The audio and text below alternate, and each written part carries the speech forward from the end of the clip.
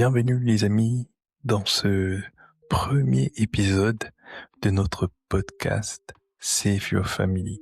Je suis Séraphin Onambélé et j'ai eu à cœur de créer ce podcast afin de pouvoir encourager chaque famille à pouvoir revenir sur les principes divins.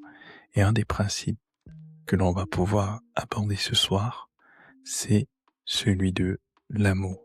Comme nous pouvons le voir dans les Écritures, une des choses que le Seigneur Jésus nous a recommandé, c'est véritablement de nous aimer les uns les autres. Ça peut être facile de le dire comme ça, mais on se rend compte que dans la pratique, ce n'est pas toujours le cas. Et notamment, nous pouvons le voir dans nos familles aujourd'hui. Nous voyons très souvent des frères et des sœurs qui, malheureusement, n'arrivent plus à se parler. Nous voyons aujourd'hui des époux et des épouses qui n'arrivent plus aussi à communiquer. Nous voyons aussi une relation entre parents et enfants qui est parfois détruite. Et pourtant, toutes ces personnes-là, au fond, ne veulent pas que la situation se dégrade. Toutes ces personnes, au fond d'elles, veulent que les choses s'améliorent. Et donc la question que l'on pourrait se poser, comment expliquer qu'en dépit du fait que tout le monde, on va dire, veut que la famille soit le cadre dans lequel règne l'amour, comment expliquer que malheureusement, cela n'est pas le cas?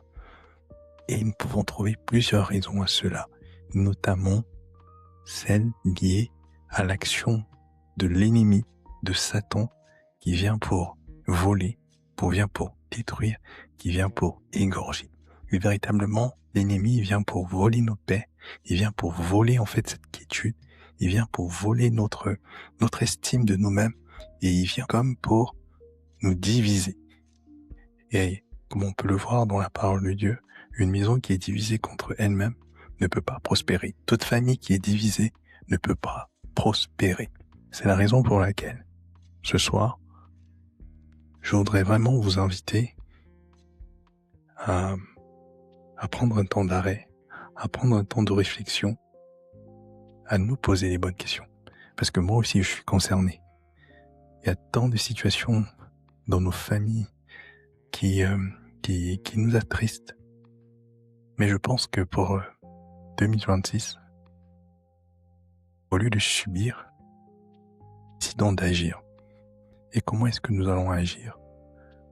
En nous tenant devant Dieu, qui est notre Créateur, qui nous a créés à son image et selon sa ressemblance, en nous tenant devant lui et en criant Abba, j'ai besoin de toi. Là où je ne peux pas avancer, je sais que toi tu peux me donner la force de le faire. Là où je suis triste, là où j'ai été blessé, je sais qu'il n'y a que toi pour me guérir. Il n'y a que toi pour essuyer mes larmes. Il n'y a que toi pour me donner un nouveau souffle. Père, il n'y a que toi pour me relever.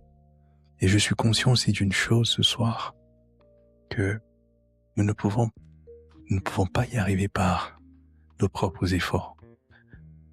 Voilà le début d'année, nous prenons généralement de nouvelles résolutions, mais chemin faisant, nous avons tendance à les abandonner.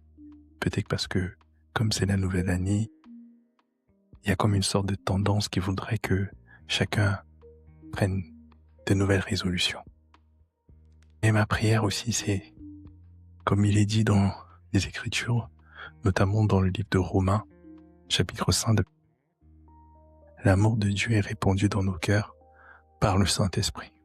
Alors je voudrais que tu fasses cette prière aussi avec moi. Saint-Esprit, viens dans mon cœur. Viens remplir mon cœur d'amour. Que là où j'ai été blessé, que je puisse pardonner. Que là où on m'a critiqué, que je puisse pardonner. Et que mon cœur ne s'enfle pas d'orgueil. Parce que si je suis honnête, je sais que moi aussi, j'ai critiqué. Moi aussi, j'ai souvent calomnié. Moi aussi, je n'ai pas toujours été correct. Alors, Saint-Esprit, viens m'aider. Viens remplir mon cœur d'amour. Donne-moi de pouvoir pardonner. Donne-moi de pouvoir aimer. Donne-moi de pouvoir supporter. Donne-moi de pouvoir encourager. Donne-moi de pouvoir prier. Prier pour mes ennemis. Prier pour ceux qui me calomnient. Prier simplement pour toutes les personnes qui, autour de moi, m'ont fait du bien. Aussi pour toutes les personnes qui m'ont fait du mal. Et la parole de Dieu nous déclare, dans le livre de 1 Jean, au chapitre 3, les versets 16, « À ceci nous avons connu l'amour, c'est qu'il a donné sa vie pour nous.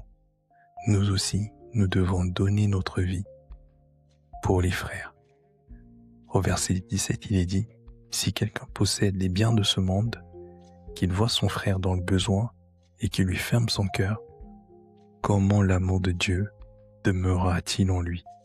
Petits enfants, n'aimons pas en parole ni avec la langue, mais en action et en vérité. » Alors c'est ça ma prière aujourd'hui pour chacun d'entre nous.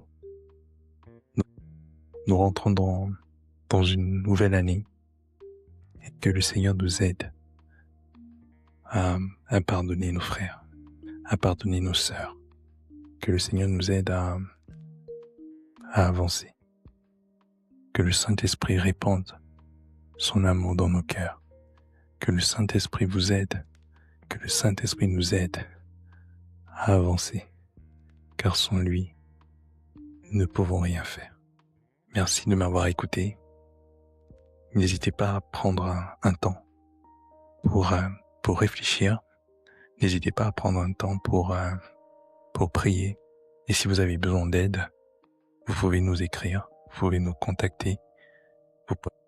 Nous n'hésiterons pas à revenir vers vous, à vous appeler et à prier avec vous, à vous encourager. Mais je suis convaincu d'une chose, c'est que à nos résolutions répondra le succès. Que le Seigneur vous bénisse, que le Seigneur nous bénisse. N'hésitez pas à partager. Save your family.